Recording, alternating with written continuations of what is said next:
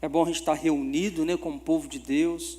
Eu gosto muito quando a gente se reúne, né, em torno da palavra do Senhor, para a gente aprender um pouco mais, né, a respeito daquilo que Deus tem a falar no nosso coração.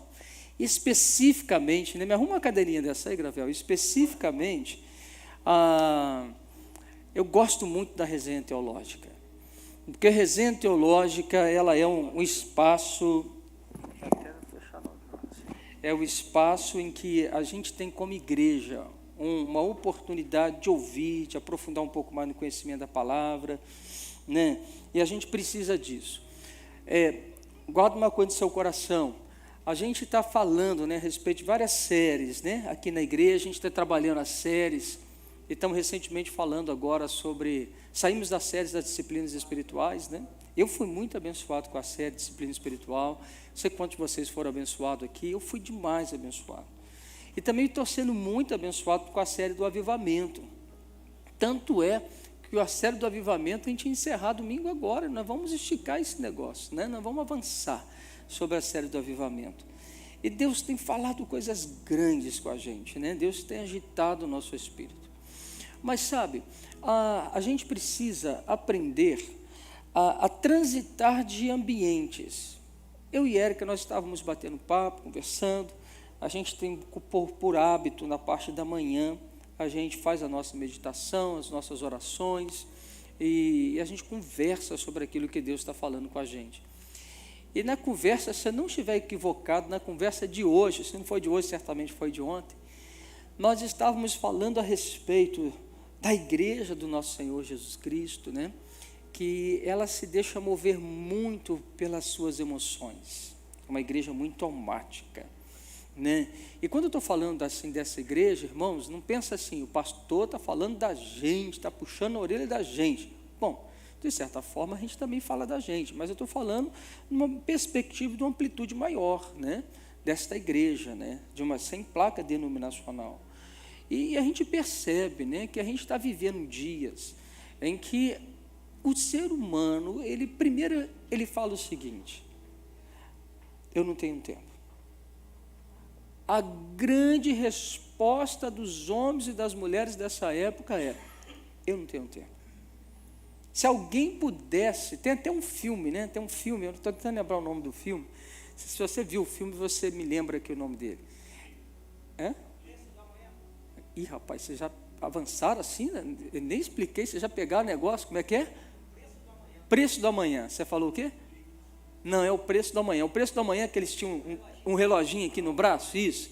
Então, um camarada, ele vendia tempo. Não é assim? Ele vendia tempo. Então, o negócio é tempo. E, olha, eu vou te dizer uma coisa, hein? O mundo está tão doido que eu acho que daqui a pouquinho a gente vai ter esse reloginho. Tempo. O tempo hoje é uma coisa, né? Eu não sei se é porque eu estou ficando com 50 anos, eu estou pensando mais no tempo, né? Eu estou vendo as marcas do tempo em mim. Mas o tempo, né? O tempo. E hoje, vamos ser sinceros, né? Eu falo sobre isso, né? Esses dias, voltando da escola com a minha filha falou assim: pai, como que o tempo está passando rápido? Eu falei com ela assim: não, filho, o tempo sempre foi o tempo. O tempo não anda nem mais apressado e nem desapressado. O tempo, sempre foi 24 horas. Nunca mudou. Se o tempo é sempre o mesmo, o que mudou? A pressa minha e sua. Nós fomos acelerados, apressados. E porque a gente corre muito, a gente bota a culpa no tempo. Então olha para o seu irmão e fala assim: para de culpar o tempo. Ele não tem nada com isso. Sempre foi 365 dias, 24 horas, né? Sempre foi sobre dias, semanas, meses, anos, décadas, séculos. É o mesmo. Mesmo da época de Jesus, antes da época de Jesus, não alterou o tempo. Mas alterou o quê? Nosso comportamento. Então a gente fala assim: puxa, eu não tenho tempo. E a gente dá a maior desculpa esfarrapada do mundo, dizendo que a gente não tem tempo. Na verdade, a gente precisa aprender a reorganizar as prioridades. Que quando nós organizamos as prioridades, então nós começamos a fazer assim: o que é mais importante? Então, o que é mais importante? Mais tempo. Não é assim? E para a gente viver o avivamento, a gente precisa, né? Eu vi que muitos de vocês no culto de domingo, vocês respostaram bastante uma fala que nós fizemos aqui, que afirmamos que sem o arrependimento não tem um avivamento. É verdade. Mas a gente também precisa entender que o avivamento ele vai gerar em nós uma sede pela presença de Deus. E não tem como entrar na presença de Deus se nós não tivermos tempo para meditar na palavra e orar e buscar o Senhor. São 2 princípios e 2 fundamentos que a gente precisa levá-los mais a sério. Então, eu estou querendo dizer isso a você, por quê? Por que eu gosto da resenha? Porque a resenha é tempo de fundamentar. Estava ouvindo o pastor Paulo Borges. Eu gosto do pastor Paulo Borges. Se você não conhece, pesquisa na internet, pastor Paulo Borges. Tem um Paulo Borges Júnior, que é um novinho, e tem um Paulo Borges velho, que é esse que eu estou falando, velhinho, né? Da igreja Sal da Terra. Aprendo muito com ele. E ele estava explicando assim, ele falou assim, do vídeo que eu assisti, ele foi engenheiro de profissão, e depois ele largou a engenharia e seguiu aí pelo mundo aí do pastoreio, né? E ele falava o seguinte, como engenheiro, nós temos um engenheiro aqui, estou vendo, você postou hoje uma obra, buraco no chão, eu sou ignorante, mas para que serve aquela, tem umas, eu vou falar que eu não sei os nomes, mas aquela máquina grande que fica batendo em cima de um negócio, que fica, bate-estaca aquilo? Bate-estaca. A bate-estaca, então, ela vai até onde?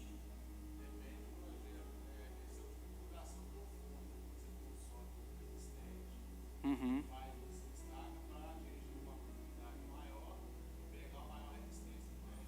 Olha só que interessante. Então, depende do terreno. Então, você vai pegar a bate-estaca, não é isso? E vai socar ela, né? Então, eu vou pensar nesse tipo aí, que é o que está na minha cabeça. Depois você me ensina os outros tipos. Mas esse tipo eu vi que eles batem nele, né? Vai assim, pum, faz assim comigo, faz. Mais. Isso, vai batendo nele. Até quando, Tiago? Tá, mas ele tem que encontrar alguma coisa sólida embaixo, né? Tá.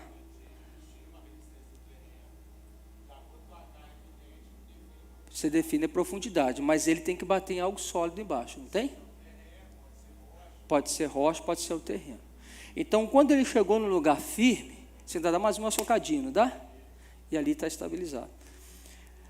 A palavra do Senhor, fundamento é isso. A palavra é dita e pregada e batida assim, repetida. Até quando? Até que encontrou um lugar sólido.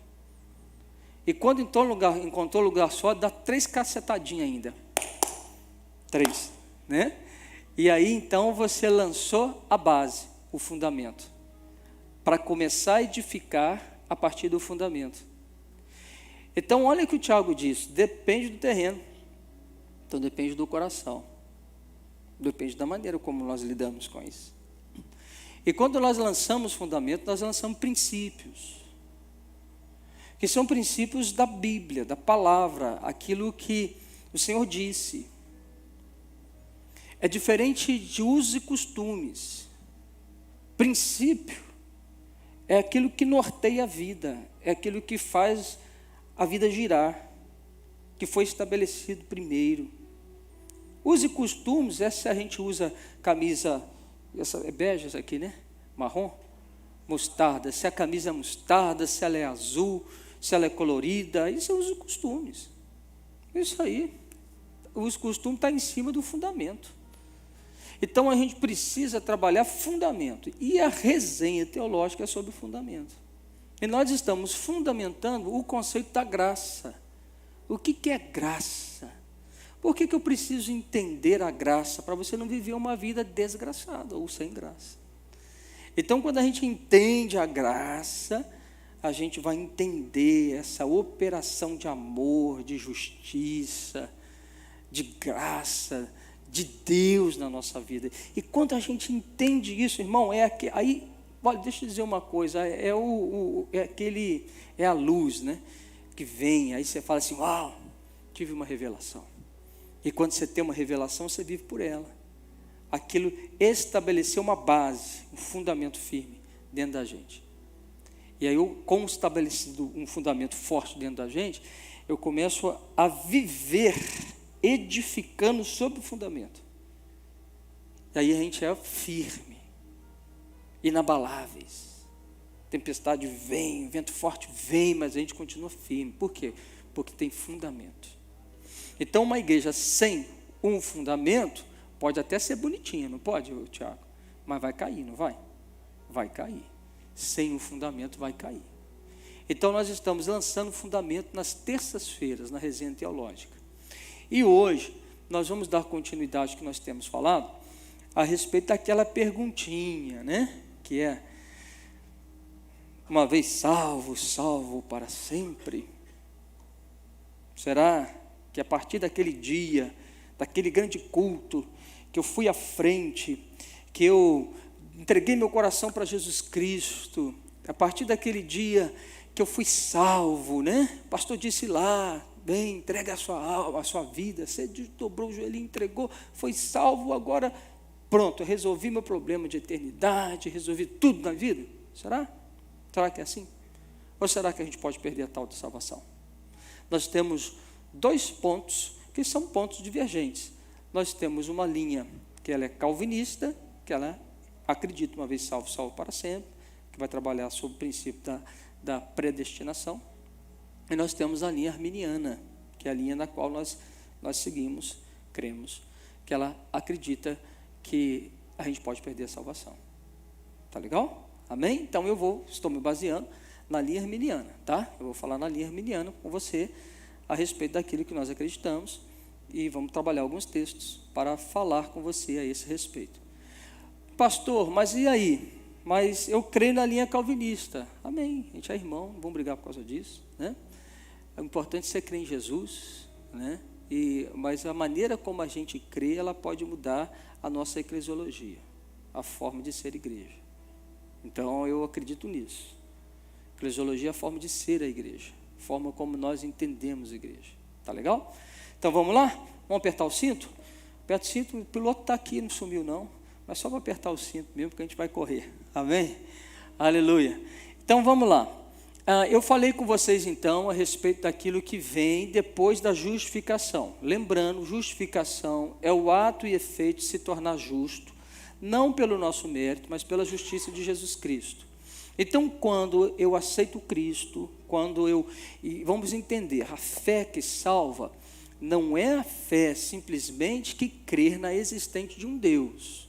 A fé que salva é a fé que olha para a cruz. É aquela fé que olha pelo benefício da cruz, a morte vicária de Jesus Cristo. Morreu numa cruz. Por que ele morreu numa cruz? Para nos salvar e para nos levar novamente a um propósito. Então, qual é a fé que salva? É a fé de que, eu acredito em Deus, Deus é bom, Deus gosta de mim. Não. A fé salvadora é a fé que repousa sobre Jesus Cristo crucificado, na cruz do Calvário. Eu creio que ele morreu naquela cruz, ele morreu por mim. Eu morri com ele lá. Ele levou sobre ele os meus pecados, de toda a humanidade. E ele se fez justiça por mim. Crie nisso. Então, o que aconteceu? O meu espírito humano foi recriado, acordou, ele estava no sono profundo, e agora, então, ele recebe a verdade, e acontece algo incrível dentro da gente. O processo chamado justificação. O que é justificação? Eu me tornei justo. Por que eu me tornei justo? Porque eu fiz algum ato bom? Não. Eu me tornei justo porque eu criei. E porque eu acreditei que Jesus morreu naquela cruz, por isso ele levou sobre ele os meus pecados, e eu recebi dele a sua justiça. Então, nós somos salvos por quê? Nós somos salvos?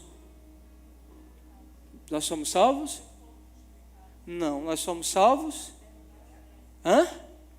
Fala. Não, nós somos salvos pela graça mediante a fé, ao contrário. Nós somos salvos pela graça, mediante a fé. E a graça, mediante a fé, nos levou à justificação. A justificação é o estado do qual eu me encontro agora. Sou justo.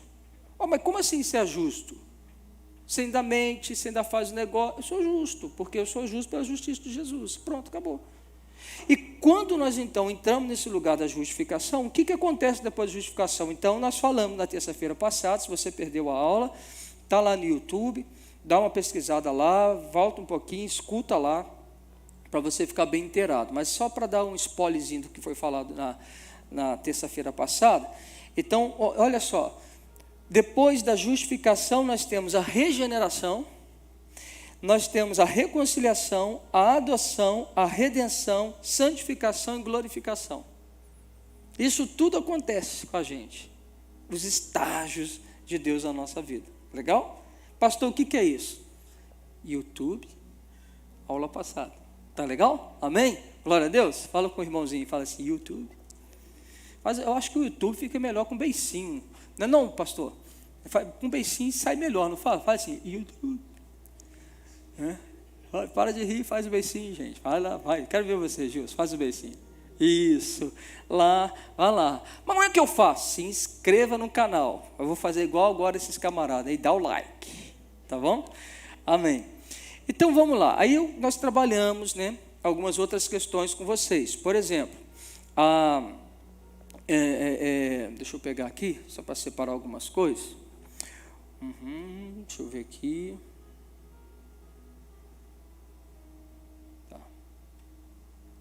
Eu vou pegar um texto, eu já li outros textos, mas um para eu depois entrar no assunto de agora. Romanos 8,16.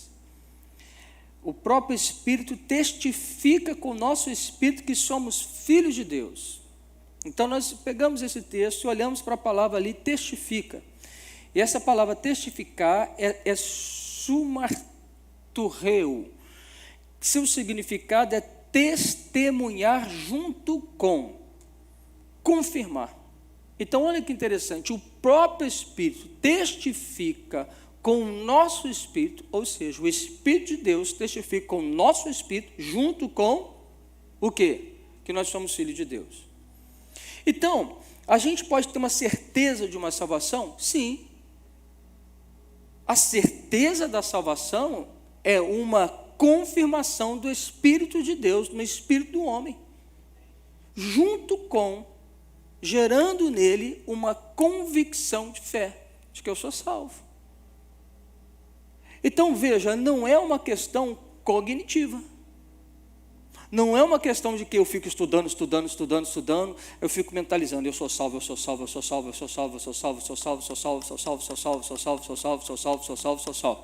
até que você se convença disso. É uma testificação, testemunho. O Espírito Santo de Deus testemunhou com o teu espírito. Está salvo. Certeza da salvação. Ok? Então, uma fé que a gente tem é que a gente pode ter certeza da salvação. Porque o Espírito Santo de Deus coloca essa certeza dentro da gente. Ok? Amém? Esse é um ponto. Tá legal, queridão? Pergunta se a queridona do lado ou o queridão do lado, fala assim, você entendeu? Pastor, eu não tenho certeza da minha salvação. Você está lascado. Brincadeira, não está lascado não. Mas você pode buscar isso. Eu contei para você uma experiência minha, né? Aquela experiência que eu tive, né? Eu aceitei a Cristo, e aí o pastor começou a pregar lá, e falava que o Espírito testifica o nosso Espírito. Eu comecei a acreditar naquilo que o pastor falava. Eu falei assim, cara, eu não tenho esse troço aí. Ô Espírito Santo de Deus, confio no meu Espírito. E chegou um dia lá, foi chancelado, marcado, sou salvo. Em nome de Jesus. E não foi o homem, não foi ninguém, é uma convicção que a gente tem dentro da gente, que a gente é um salvo. Tá legal? Amém? Glória a Deus. Talvez a gente pode ter dúvida de salvação porque a gente ainda está com a mentalidade no mérito. E às vezes com a mentalidade presa no mérito, a gente fica assim, cara, mas eu pequei hoje, então eu mereço o inferno. Essa mentalidade do mérito é uma desgraça, né? Então a gente é fé, tá legal? Salvo pela graça mediante a fé. Bom, mas isso a gente já falou, então vamos avançar então. Diante disso, cabe o questionamento. A justificação recebida pela fé é um estado inalterável? Quando estávamos mortos nos nossos delitos e pecados, nenhuma obra de justiça, nem mesmo o cumprimento de uma lei, podia mudar a nossa natureza, correto? A gente falou sobre isso. Então eu estava morto no meu delito e pecado. Nada do que eu fizesse poderia mudar minha natureza. E nada também que eu cumprisse da lei também mudaria minha natureza. Então veja, só Deus ele pode comunicar vida quem está espiritualmente morto. Então vamos pegar o texto aí de Efésios 2:1, que vai falar assim: Ele vos deu vida, estando vós mortos nos vossos delitos e nos vossos pecados. Então quem dá a vida é o Espírito Santo de Deus. Deus nos dá a vida. Agora, a pergunta é inalterável? Bom, não. Então vamos pegar um outro texto aqui. Vamos lá em Tiago 1,15 agora, por favor. Tiago 1,15.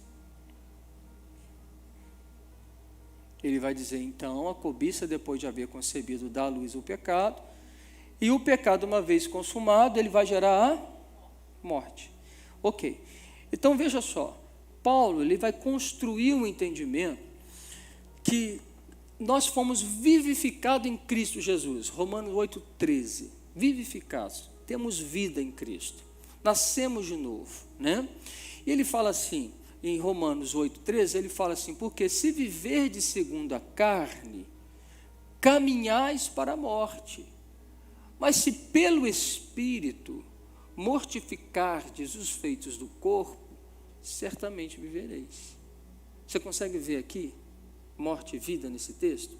Então, para onde que está a vida? A vida está onde? No Espírito. Mas para a vida do Espírito ser manifesta em nós, o que precisa acontecer? Mortificar a carne. E a gente fala o seguinte, né? Se a gente andar mediante a carne, ela vai levar a gente para onde? Para a morte. Então Paulo está falando o seguinte para a gente, né? Paulo está advertindo os crentes. Ele está falando para quem foi vivificado, né? Quem nasceu de novo. Ou seja, você pode regressar para a morte do lugar onde você saiu. Da mesma forma que Adão pecou e morreu.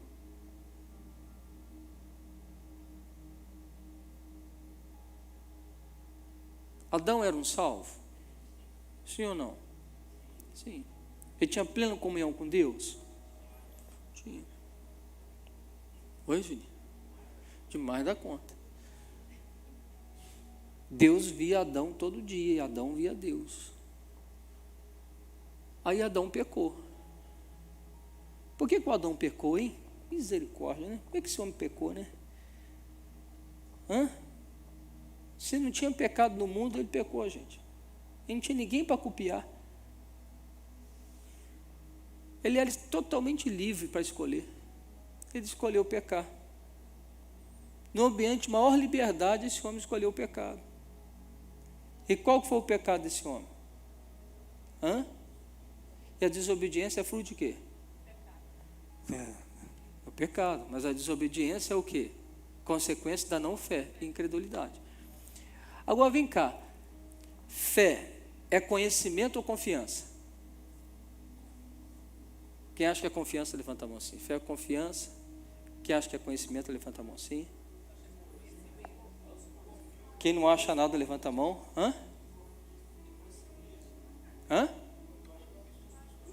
Não. Então, as duas estão em ação. A fé é um conhecimento. A confiança é a manifestação do conhecimento. Então, conheço Deus, tenho fé. E a manifestação da fé gera confiança. Você jamais vai confiar em alguém que você não conhece.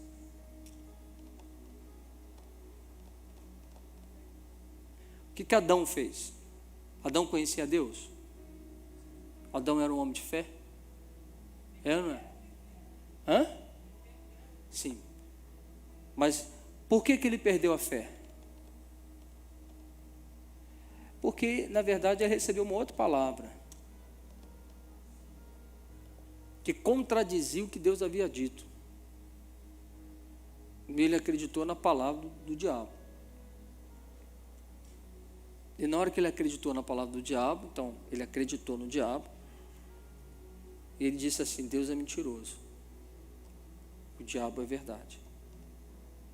Acreditou na verdade do diabo, se deu mal, porque o diabo não é verdade, ele é mentira. A verdade é Deus, e no diabo não tem nenhuma verdade, só mentira. Ele é o pai da mentira. Então veja, ele cai por incredulidade. Ok? Amém? Sim ou não?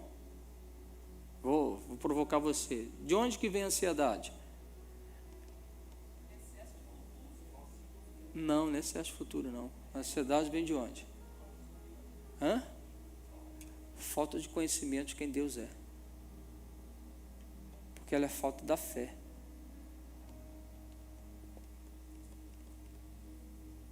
Se é falta de fé, é falta de confiança. Desculpa, falta de conhecimento. Por isso você não confia. Então fé não é o excesso futuro. É porque você ainda não confia em Deus que está lidando com o seu futuro. Entendeu? Amém? Por que você está falando isso, pastor? Para a gente poder entender e sair do pedestal de às vezes achar que nós somos homens de muita fé. Aí eu vou voltar no início que eu falei assim: nós precisamos nos lançar em conhecer a palavra de Deus.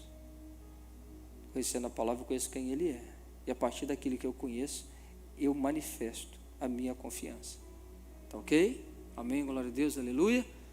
Pergunta ao seu irmão, fala assim: está vivo? Está aí ainda? Amém? Então vamos lá, vamos caminhar. Tá bom. Então a graça divina é uma outra coisa. Quem acha que viver debaixo da graça te dá permissão para fazer o que você quer fazer? Quem acha que a graça é permissiva?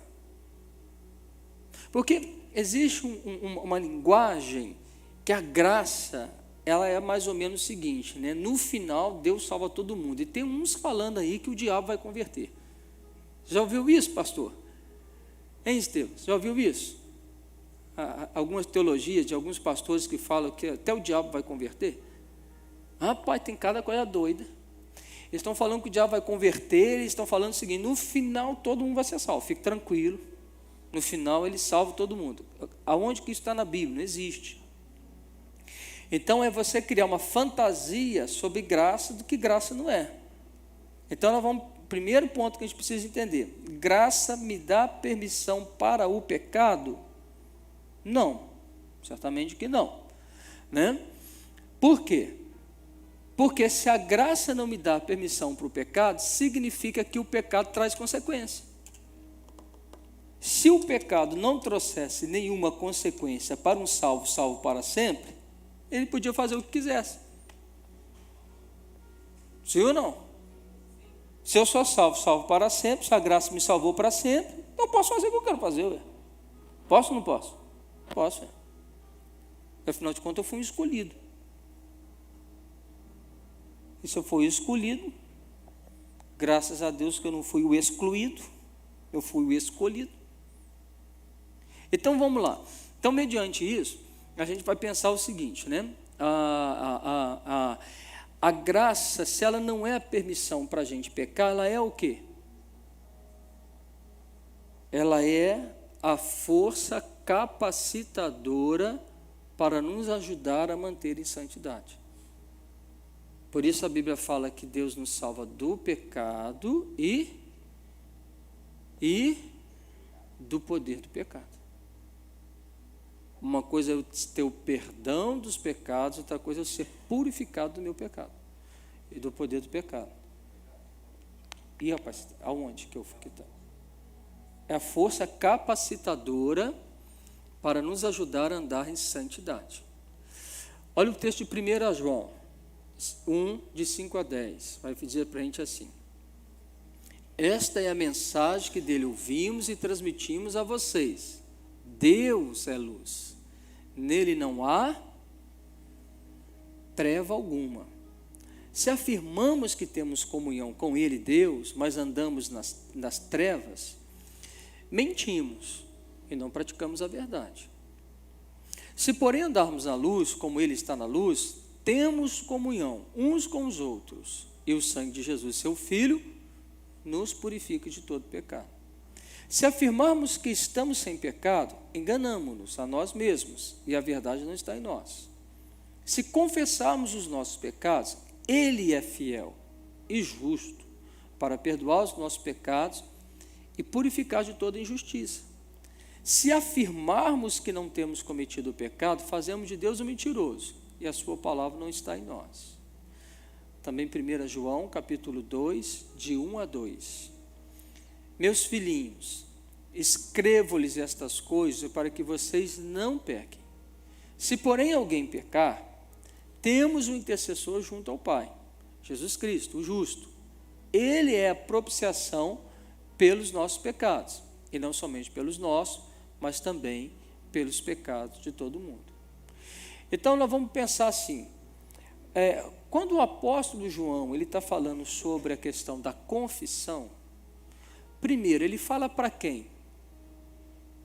Quem está ouvindo a mensagem? Vou ajudar você. O ouvinte é o crente ou o não crente? Dá uma olhada no texto aí. É o não crente ou é o crente?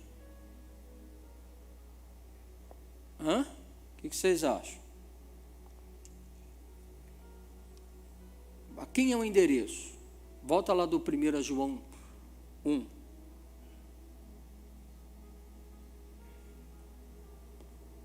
Tem uma chave aí, vou deixar você achar essa chave aí. Acha a chave.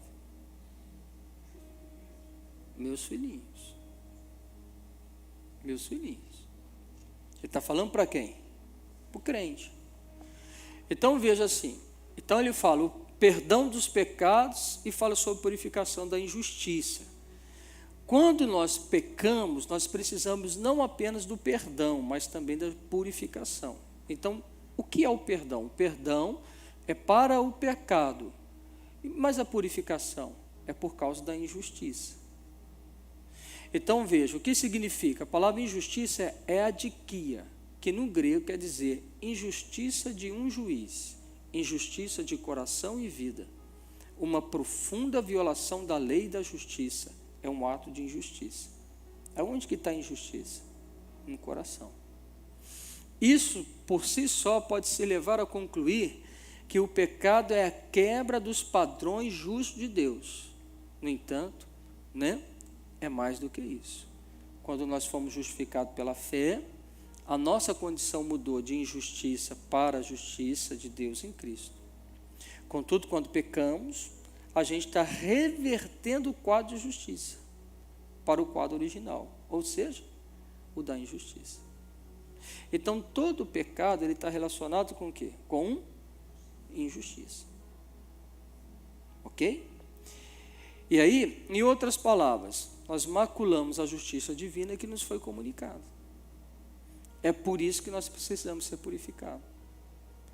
Por isso eu sou perdoado e purificado. Por isso que quando a gente peca, a gente pede perdão e vai diante a Ele. Ele nos perdoa e nos purifica. Mas quando a gente vive no pecado, e quando a gente não pede mais perdão, e quando a gente está obcecado, fechado, não tem um perdão e não tem a purificação, porque eu não fui diante dele o justo. Vamos avançar um pouco mais. Um outro texto, João 15, de 4 a 6. Agora o Evangelho de João 15, de 4 a 6. Esse texto você sabe como que é. Jesus está falando para quem? Quem é o endereço? Ele está falando com quem? Para quem? Tá, para o crente. Mas ali está falando para quem? Para os discípulos que estão ali perto dele. Então ele está assim: permaneça em mim e eu permanecerei em vocês. Nenhum ramo pode dar fruto por si mesmo. Se não permanecer na videira, vocês também não podem dar frutos, se não permanecerem em mim. Eu sou a videira, vocês são os ramos. Se alguém permanecer em mim e eu nele, esse dá muito fruto. Pois sem mim vocês não podem fazer coisa alguma. Se alguém não permanecer em mim, será como o ramo que é jogado fora e seca. Tais ramos são apanhados, lançados ao fogo e queimados. Então vamos lá. O conceito aqui é permanecer. Então Jesus está falando de quem? Ele está falando para dois tipos de pessoas. Quais são esses dois tipos de pessoas? Aqueles que permanecem, aqueles que não permanecem. Jesus está dizendo o seguinte: aquele que permanece nele, o que acontece com ele? Ele dá muito fruto, tem vida, frutifica. Mas a frutificação dele não é o esforço, é porque ele está em Jesus. Jesus fala assim: você não faz coisa nenhuma, sem mim você não faz nada. Então, essa frutificação não é o esforço humano, é o simples fato de eu estar nele. Isso me frutifica, isso dá fruto. Não tem esforço. Eu sou alimentado dele. Por ele eu sou alimentado. Por ele eu cresço, amadureço. Então eu vou dar o fruto natural. Agora, se a gente não está permanecido nele, junto dele, a gente é ramo fora. A gente, na verdade, é cortado. Então, Jesus fala que tem corte. Vai haver corte aí, ó. Então, o conceito de permanecer não é apresentado como uma situação de seguir Jesus. Não confunda permanecer como seguidor. Tá ok? Você consegue distinguir isso, seguidor de quem permanece? Sim ou não? É claro para vocês isso? O que é o seguidor? Não, apreciador, cara legal, eu estou ali. Até o dia que eu quiser. Né? Eu sigo até que eu tenha vantagem. Depois que eu deixei de ter vantagem, eu deixo de seguir. E quem permanece? Permanece. Entendeu? Você vai lembrar, eu acho que é João 6, vocês me ajudam no texto, eu acho que é João 6, quando Jesus ele fala que ele é o pão vivo que desceu do céu. Você lembra o que aconteceu? A galera estava indo atrás de Jesus por quê? O seguidor está indo atrás de Jesus por quê? Fome por quê? Porque Jesus acabara de multiplicar pães e peixes. Então a galera vai atrás de Jesus. Eles querem o quê? Cesta básica. Aí eles chegam lá e Jesus não entrega a cesta básica, mas dá um discurso. E quando ele dá o discurso, a galera que escuta fala assim: dura esse discurso, quem não pode ouvir? E o que acontece? Toda a multidão dispersa, vai embora. Olha que doideira. Toda a multidão vai embora, enraivecida.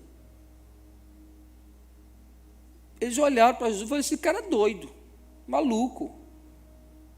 Como é que a gente vai comer ele? Quem de mim não se alimenta? Cara doido, maluco esse cara. Então, naquele momento, ele perdeu um monte de seguidor no Instagram. Foi cancelado. Um monte de gente deixou de seguir no Instagram. Mas o que eu admiro de Jesus é que depois, quando termina esse discurso aí, ele olha para 12. O discípulo dele fala assim: vocês querem ir embora também? Está duro esse discurso para vocês também? Vocês querem ir embora? Aí o Pedrão, se eu não me engano, nessa sequência, o Pedrão fala assim: não, para onde nós iremos se só o Senhor tem a palavra de vida eterna? Então, os discípulos estão permanecendo, a galera está indo embora. Está vendo? Perdeu um monte de seguidor. Se a gente está seguindo o Instagram, né? Se perde um seguidor, 2 seguidores, você fica doido, hein? Imagina a multidão, né? Você está com 100 mil seguidores, de repente sobra 12. Hein, pastorzão? 100 mil sobra 12. Aí você manda para os 12 assim, né? Aberto, né? Mensagem aberta. E vocês aí, querem ir embora também? Aí o Estevão lá fala assim, não, mestre, estou contigo até o fim, a estega até o fim. Aí eles ficam, né? 12 ficam, né? Depois eles vão engasgar lá na frente, né? Mas aqui eles estão ficando, né? Entendeu? Amém? Glória a Deus. Então, permanecer. 1 Coríntios 15, de 1 a 2, fala assim, irmãos, quero lembrar-vos o evangelho que lhes preguei, o qual vocês receberam, no qual estão firmes. Opa, para quem é o endereço? Paulo está falando com quem? Crente ou não crente? Crente. Por meio desse evangelho, vocês são salvos. Continua para mim. Desde que se apegue firmemente à palavra que lhes preguei. Caso contrário, vocês acreditarem em vão. Mais um texto. Hebreus 3, 12, 14.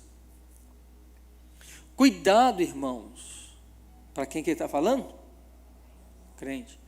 Para que nenhum de vocês tenha um coração perverso e incrédulo, que se afaste do Deus vivo. Pelo contrário, encorajem-se uns aos outros todos os dias, durante o tempo que se chama hoje, de modo que nenhum de vocês seja endurecido. Por quê? Pelo engano do pecado. Pois passamos a ser participantes de Cristo, desde que, de fato, nos apegamos até quando? Até o fim, o quê? A confiança que tivemos no princípio. Fé é o quê? Não, fé é conhecimento. Confiança é revelação da fé.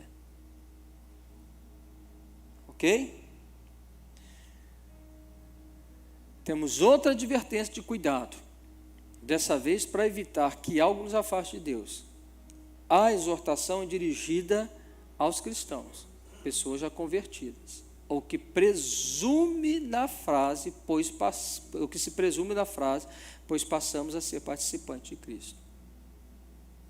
E novamente tem uma condicional, desde que de fato nos apeguemos até o fim à confiança que tivemos no princípio. Então veja, Paulo está demonstrando aqui algumas coisas para a gente, correto? Porque que a gente está batendo na tecla aqui, a gente pode perder a salvação. Vamos pegar um outro texto, Hebreus agora 6, 4, 6. Esse texto aqui, ele é louco, né? Hebreus 6, 4, 6. Ora, para aqueles que uma vez foram iluminados, estão falando para quem? Crente, iluminado. Provaram o dom celestial, tornaram-se participantes do Espírito Santo. Experimentaram a bondade da palavra de Deus e os poderes da era que há de vir. O que acontece ali agora? E caíram. É impossível que sejam reconduzidos ao arrependimento, pois para si mesmos estão crucificando de novo o Filho de Deus, sujeitando a desonra pública. Então a palavra de Deus nos revela que deliberadamente, que a deliberada atitude de viver em pecado pisa intencionalmente no Filho de Deus. É proposital, é profana e profana o sangue da aliança do Espírito da graça. Isso significa que essa pessoa atenta diretamente contra a aliança de Cristo e a graça que lhe foi dispensada. É algo deliberado aqui. Eu saio.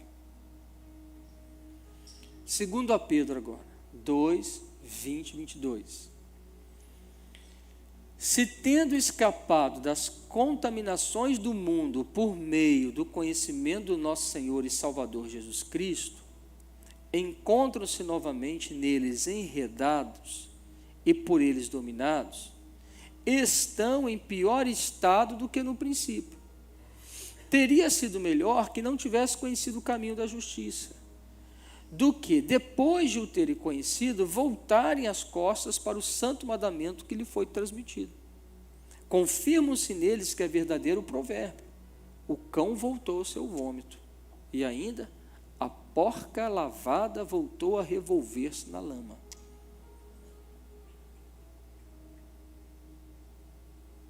Paulo está falando daqueles que conosco obtiveram fé, que escaparam da contaminação do mundo por meio do conhecimento do nosso Senhor Jesus Cristo. Então está dizendo gente convertida, que agora estão novamente enredadas, ou seja, voltaram à prisão de onde eles haviam saído.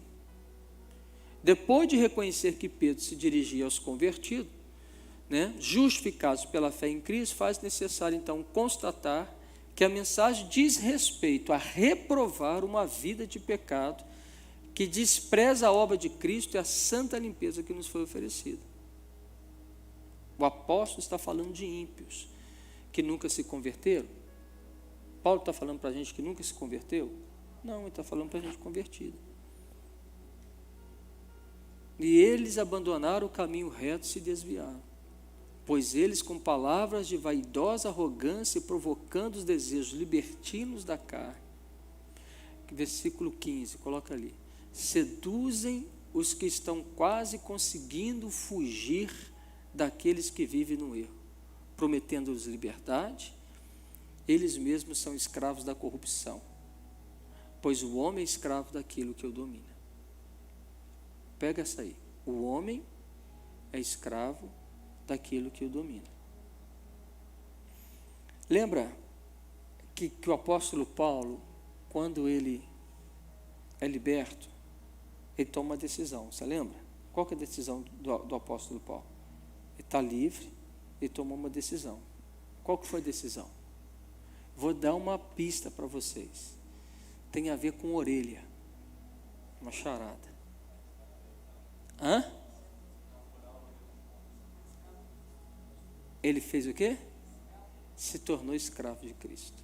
Pastor, o que esse negócio tem a ver com orelha? É porque quando o escravo era livre, ele continuava escravo do seu senhor, e o sinal que ele deliberadamente, por ato de vontade própria, ele se decide escravizar, é o escravo do amor, ele furava a orelha e botava o brinco.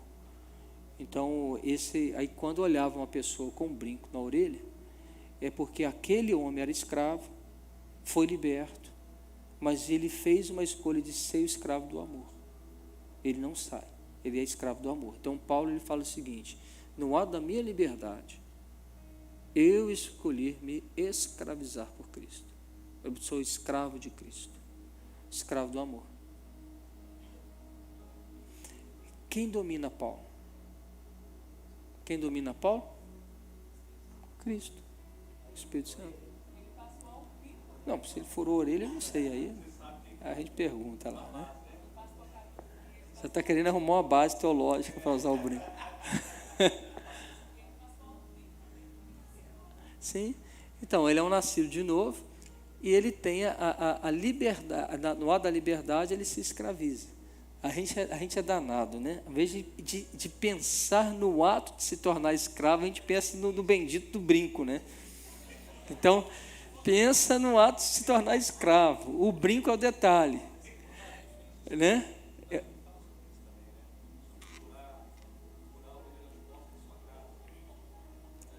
Aí, cara, eu não sei, tem que para pesquisa aí. Hã? Então, esse é o ato. Por que eu estou querendo chamar a atenção? Porque esse finalzinho aqui da fala de Pedro, ele fala assim: pois o homem é escravo daquilo que o domina. E às vezes a gente pode pensar que dominar é só o pecado, mas a gente pode ser dominado pelo Espírito Santo. A gente pode ser dominado pelo amor, a gente pode ser dominado por Cristo. E por isso que eu estou falando, o escravo do amor. Entendeu? Pedro revela a limpeza de Cristo também, que se deu na conversão. Agora, correto? Ele fala que a gente foi limpo, a gente passou por uma limpeza, né? A gente converteu, Deus mudou o pensamento, a gente largou algumas coisas, fomos deixando isso, fomos deixando aquilo outro, fomos guardando o coração, aquela questão toda, uma limpeza. Deus começou uma faxina geral. na gente. Mas é interessante que ele fala assim, que mesmo esse cara sendo limpo, nada o impede que ele possa voltar a se sujar. Né? Então a porca lavada voltou a revolver na lama. Então veja, logo, não somente há evidência bíblica de que o estado de justificação seja inalterável, como também há claras exortações para que não venhamos a comprometer tal condição. O apóstolo assevera que o último estado após a queda é pior que o estado anterior da conversão. Resumindo, eles estavam melhor quando não eram crentes do que estão agora. O que Pedro fala, né? Fala assim, era melhor que você não tivesse convertido, cara. Mas você provou, você foi limpo, participante de Cristo, e de repente você larga tudo e volta. Você ficou pior do que você era antes. Esquisito, né? Quem já teve oportunidade, o Gilson aí talvez é você o cara para nos dar essa referência, né? Por trabalhar na polícia. Você já fez uma pesquisa dos detentos? Eu já estive no albergue. E a grande maioria das pessoas que vivem no albergue, mais da metade era crente. E já fiquei sabendo também uma pesquisa de... Hoje não tem mais hospício, né? Hoje não, né? É outro nome, né? Eu não lembro, mas eu fiquei sabendo que dentro do hospício um monte era crente. Quer ver, ó? Vamos fazer uma prova aqui. Você já fez essa pergunta? Já viu? Aham.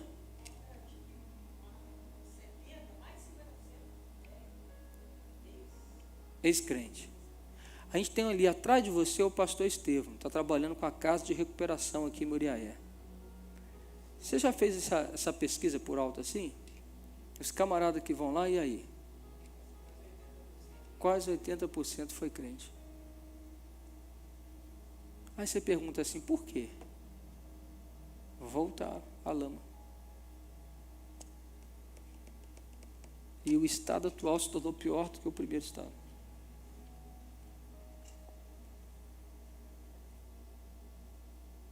Está aí, ó, prova do que está dito aqui.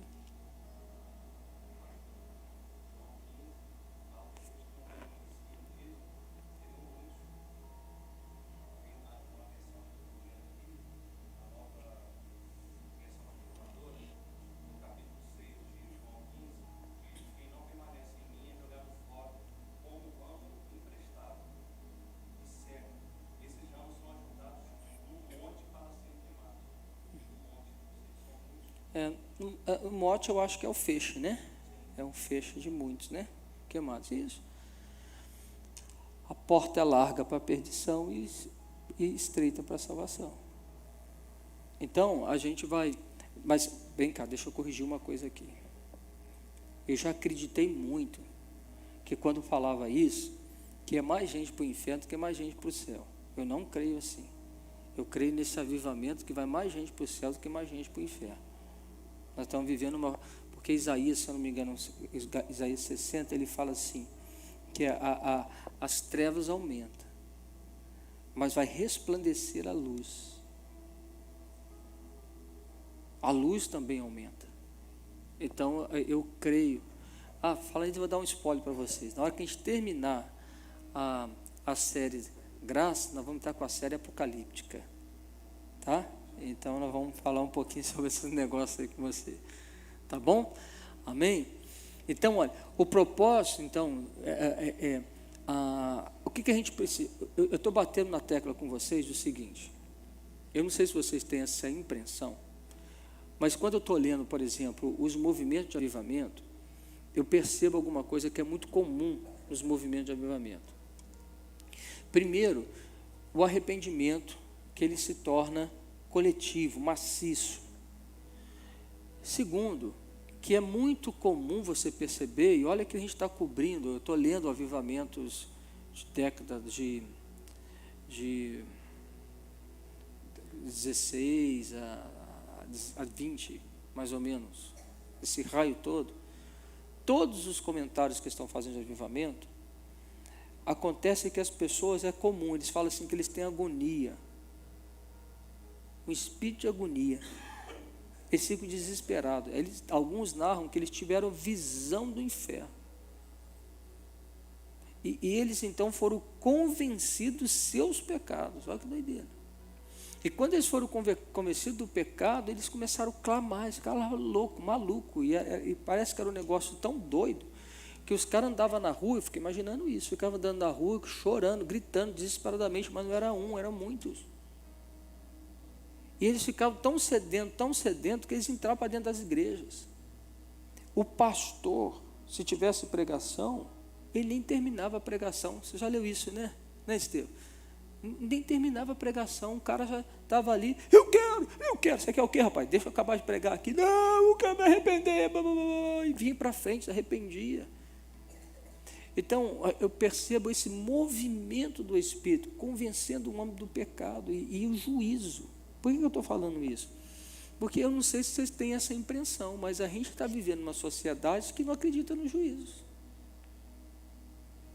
A gente está vivendo numa sociedade que agarrou na questão que Deus é amor, de uma forma equivocada, e eles estão vivendo sem a perspectiva da eternidade. Estão tocando a vida. Não estão nem aí. O carpe diem, aproveito o dia. Meu corpo, as minhas regras. Eu faço o que eu quero. Então a gente está vivendo uma sociedade que ela está, não é amortecida, como é que chama quando é paralisada na alma assim? Como é que é? Mortificada? É mente cauterizada. Uma sociedade cauterizada. Cauterizada. E o que nós mais ouvimos as pessoas falar é o seguinte: tanto faz, isso não tem nada a ver. Nós escutaram isso? A gente discute isso direto. Não tem nada a ver. Por isso que domingo eu falei, né? Eu sou radical. Sou mesmo. Eu sei que quando eu sou radical, eu sou o boçal, o besta quadrada, o antiquado. Porque você começa a não encaixar mais na filosofia do mundo. E o povo fala assim, que isso é um retardado. Então, sinônimo de ser radical é um retardado, um débil mental. Agora, deixa eu te falar uma coisa incrível. Já que a gente está dando uma pincelada no avivamento, já acabou meu tempo, vou pegar só mais um minutinho com você aqui, só para a gente dar uma pincelada aqui. Aí, olha que interessante. Os retardados, Paulo, retardadão, bagunceiro. Você sabe qual era a glória desses homens? Qual era a glória desses homens? Sofrer por Cristo. Sabe como é que eles sofreram por Cristo? A Bíblia fala que eles eram o espetáculo do mundo. Como que você acha que é o espetáculo? Show gospel de luzes, Instagram, esse espetáculo? Como é que é o negócio da voz, né? Lá maior, lá menor, sustenido, é assim, né? A linguagem musical é assim, né? O acorde, como é que é quando o cantor canta, o acorde, quando ele é afinado? Tem uma linguagem assim? Tenor, soprano, o espetáculo é do tenor, do soprano, esses aí, qual que é o espetáculo? Qual que era o espetáculo? Como? Apredejamento, comido por leão, ateado fogo neles, cerrado no meio. E a multidão ia lá no Coliseu para ver o espetáculo do mundo. Aí você fala comigo assim, pastor, está muito longe. Deixa ser bobinho, olha para o irmão seu, fala assim, deixa ser bobinho. Fala com ele. Olha para trás ali, Tiago. Você pode falar com o Rodrigo, fala, deixa ser bobinho, Rodrigo. Você acha que isso não está acontecendo? Vai na China.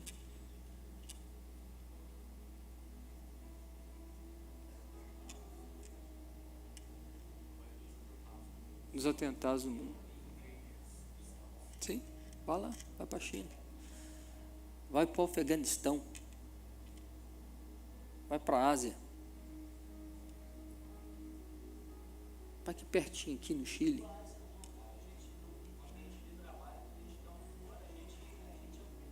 Primeiro levar. Isso aí. Isso aí. É o espetáculo. Isso aí. Isso mesmo. Isso aí. Está longe não. Por que que esse assunto é importante? Para a gente entender fundamentos, crer e viver. Então hoje eu falei com você, vou continuar na próxima terça-feira, agora na terça-feira eu vou emendar e nós vamos estudar a graça como graça capacitadora. Então nós vamos aprofundar um pouquinho mais. Então a gente já está entendendo que a gente pode perder a salvação, mas como que a graça ela age no ser humano como como capacitação. Então esse é o tema da aula de terça-feira que vem. Eu termino essa aqui, está faltando só um pedacinho, e eu entro na graça capacitadora. Amém? A cereja do bolo. Cara, eu estou doido para chegar. Tem um tema que eu amo. Nós vamos chegar nele. Eu não sei a sequência, mas está chegando perto. E é quando ele fala, a gente acredita o homem é bom, o homem é depravado. Vou deixar você embora com essa pergunta. O homem é bom, o homem é depravado. Depravação humana ou o homem é bom? Qual o seu conceito disso? Doido para chegar nisso, eu amo essa parte. Amo mesmo, de montão. Né? Você quer que eu dou spoiler? Quer ou não quer? Sim ou não? Vai ficar querendo. Vamos ficar em pé, vamos orar, em nome de Jesus, amém? Rapaz, eu estou aprendendo isso, sabe como que eu aprendo isso? Naqueles programas de televisão, viu aqueles caras? O João vai confessar o seu segredo. Aí o cara para, agora eu quero anunciar o produto tal, se você não tem esse produto, você precisa comprar, tal. Aí o João, fala agora. Não, João, pera, fique quieto, vamos chamar o comercial e tal. Aí volta, aí você fica naquela apreensão, né? Aí você vai querer assistir, aí volta de novo. Agora o João, então João, quer dizer tal, na agonia. Aí chega no final, ele fala assim, acabou o tempo. No programa de amanhã, o João vai revelar o seu grande segredo. Isso é terrível, né? Terrível. Oi? John Kleber é um desses caras, né? Cara terrível, cara, misericórdia. Amém. Gente, para a gente terminar, igual a gente tem feito, eu quero só incentivar você. Você não é obrigado a fazer isso aqui não, tá? Você fica na sua liberdade, o pastor não vai ficar chateado com ninguém. Mas assim, se você puder, a gente vai fazer 1 minuto de uma oração coletiva. Então, se você puder sair do seu lugar, procurar alguém para orar com ele, e aí eu sempre incentivo você assim, né? Para você ficar sem vergonha, né? Essa sem vergonhice, ela é boa. Então, você pode sair do seu lugar, procura alguém que você não conhece, você vai conhecer uma pessoa agora. A gente brinca também, se o nome da pessoa for esquisito, não ri, respeita, né? Então, de repente, o cara fala um nome estranho, né? Você fala, você não ri não, respeita o cara, né? Aí, antes de você começar a orar, eu vou pedir você para fazer o seguinte, que você possa perguntar à pessoa, pode juntar 3, Wendel, isso, pega os 3 aí, que você pergunta para a pessoa se ele tem um motivo de oração. Aí pergunta ele, cara, eu posso orar por você alguma coisa específica, né? Aí quando ele revelou para você a causa, você faz oração por ele, por favor, tá? Eu vou estar orando com você que está em casa. Se você estiver com alguém pertinho de você, se você puder dar a mão a essa pessoa, colocar a mão no ombro, da maneira como você quiser, se quiser se ajoelhar, mas vamos orar junto. Eu vou pedir você para que você fale com Deus agora, que você coloque no altar do Senhor o que te aflige, o que está no seu coração, suas preocupações, tá bom? Vamos lá? Pai, em nome de Jesus, eu quero te agradecer por esse querido e por esta querida que está com a gente, ouvindo a tua palavra e junto com a igreja reunida, está buscando o Senhor. Pai, que o Senhor possa recolher agora, Senhor Deus, aquilo que esse meu querido e essa minha querida está colocando no altar, a aflição do seu coração, o seu medo, a sua dúvida. Senhor Deus, eu te peço que o Senhor recolha agora. Em nome de Jesus, nós desligamos no corpo toda doença, toda enfermidade, toda dor. Mandamos embora em nome de Jesus. E nós ligamos agora no corpo saúde, cessação de dores, movimentos que não poderiam ser feitos, comecem a fazer agora em nome de Jesus. Nós desligamos agora da alma toda tristeza, toda depressão, todas síndromes que está alojado na sua alma agora. E desligamos também todo dardo que sugere a você morte.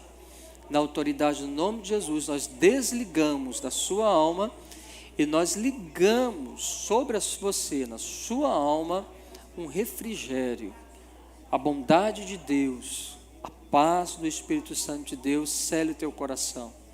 Nós ligamos a vida agora em nome de Jesus Cristo e uma mente alinhada com a mente de Cristo. Em nome de Jesus Cristo, nós te tocamos com a vida. Em nome de Jesus, você foi chamado para viver para a glória de Deus. Em nome de Jesus.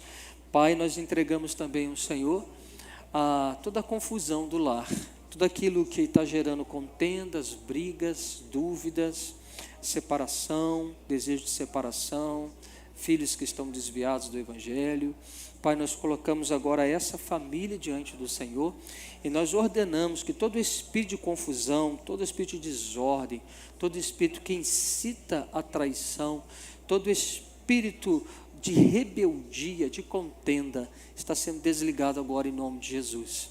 E nós ligamos agora sobre a sua família o espírito de paz, o espírito de concordância, o espírito da verdade, em nome de Jesus. Nós chamamos a existência sobre o seu lar, um lar abençoado para a glória de Deus Pai. Em nome de Jesus. Amém. Aleluia. Glória a Deus. Continue orando pelo seu irmão, se você não terminou de orar, e que Deus abençoe vocês. Vá na paz de Cristo.